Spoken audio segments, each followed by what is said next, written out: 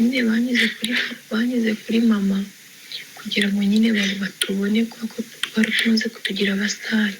Nta na kimwe twakuburanye kuko twari twiseho kohereza mu mafaranga y'ishuri. Nta na kimwe twagikora, ukaduha ibikoresho tugiye ku ishuri, ukaduha amafaranga, ukatugurira n'inkweto. Turagushimira cyane. Niyo byose bije ngo dutandukane, ni abantu banyuze mu matwi baca muri mama. Ariko twe tugiye kuva mu bintu byo kuririmba, turabihagarika nimba ari byo bifuje.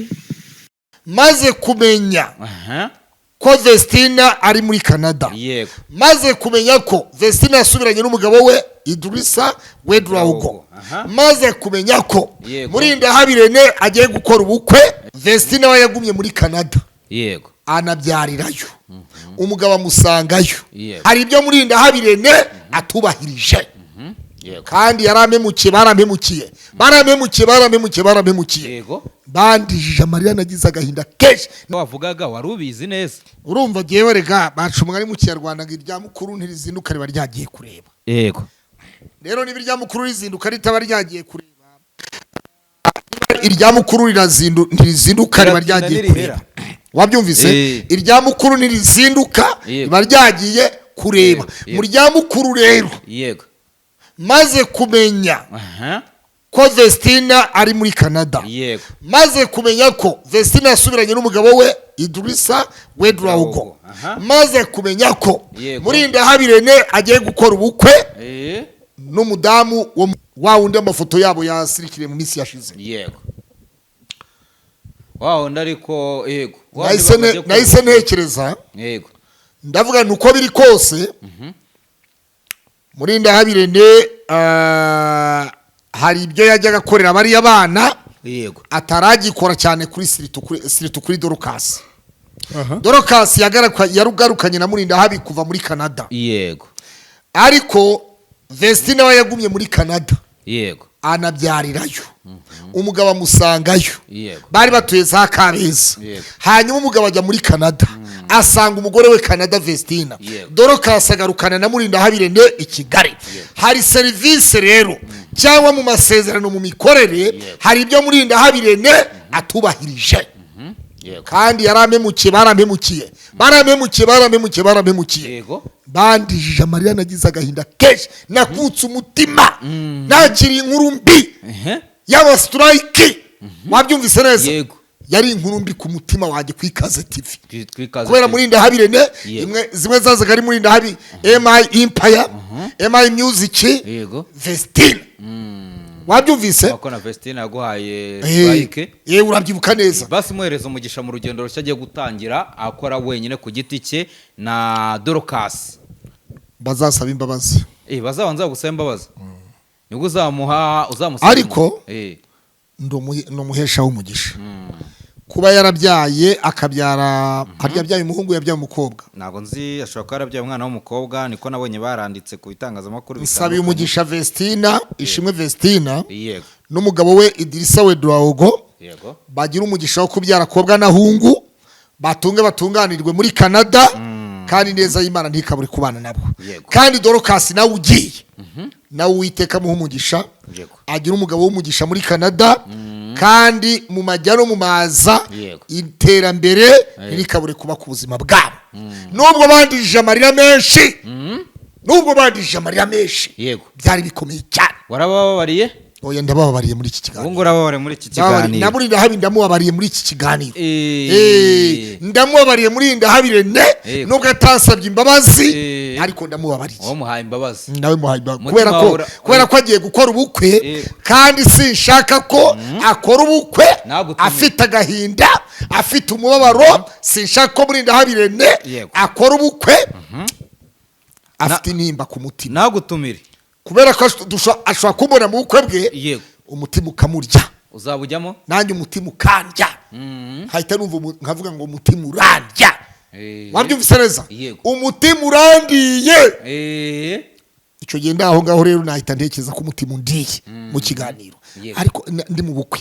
Rero nkuko nagiye mu bukwe bwa Miki na Aga Promota, Murindahabirene ari mu batumye ndinjira kuntuze hariya kuri ukabugeramo neza kuri romantique yego garden ku Gisozi yego kubera muri ndahabirene rero ariko kuri iyi nshuro yego ndamusabira umugisha Uwiteka mugire neza aiza ngo kuri inshuro amusaba basi azagutumire ibyo se ndabisaba ibyo simbisaba uza ama invitation yarunze muri iyi nzu ariko ubukwe buzabujyamo uze n'amafaranga erega baba bashaka uze invitation zirunze muri iyi nzu mbyihorere okay ubwo nta kibazo ubwo wabohotse ukaba babariye ubugome bwa Bosco Impaya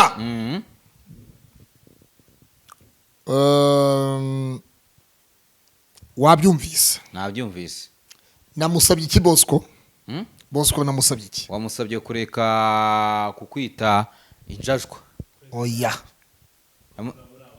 namusabye kurekura amaudio namubwiye ngo niba ari umugabo atari mwe Nyagashyugure yego narekura amaudio afitanye yego n'umugore wa Magashi niba atari mwe Nyagashyugure yego akaba adatangaza amakuru y'ibihuha kugira ngo abeshe abantu Bosco Impa rekura ayo majwi jugunya hanze bacumwa ni mu Kinyarwanda Bosco ngutara mu nzu ngutara mu nda ugatarura ibiboze iyo utaze mu nda utarura iki ibiboze nareke gutarura areka atazatarura ibiboze rero yego ariko hanyuma isezerano yagiranye n'umugore wa Magashi ubwo Magashi yarirenzeho yego twakoranye ibiganiro noneho izo mbabazi bagiriraga Magashi izo mbabazi Bosco yari afite Magashi nazihorere yego nazihorere Magashi n'umugabo azi kuvuga afite platform Bosco akagira platform Koroda afite platform